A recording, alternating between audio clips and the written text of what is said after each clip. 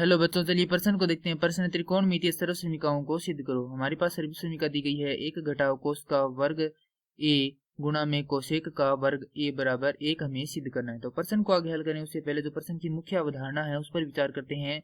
तो इस प्रश्न के लिए जो मुख्य अवधारणा है वह हो जाएगी त्रिकोणमिति, अर्थात हम यहाँ पर यह देखेंगे कि त्रिकोणमिति क्या होती है। तो यहाँ पर त्रिकोणमिति बराबर यहाँ पर हो जाएगा कि किसी त्रिभुज के कोणों तथा भुजाओं में संबंध का अध्ययन त्रिकोणमिति कहलाता है। अब हमें सर्वसमीकरण दी गई, एक घटाव कोस का वर्ग ए गुणा में कोसेक का वर्ग ए बराबर एक।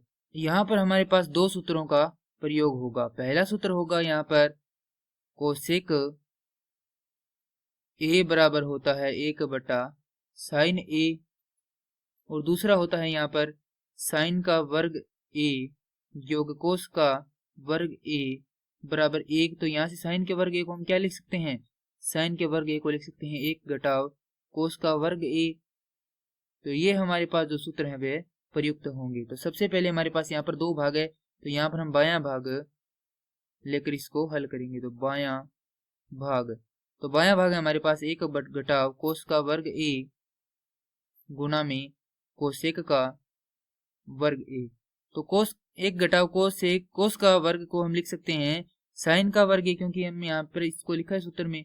तो यहाँ पर लिख सकते हैं साइन का वर्ग ए गुणा में कोसेक ए क्या होता है, 1/sin ए होता है। तो कोसेक का वर्ग ए क्या हो जाएगा, 1/sin वर्ग ए।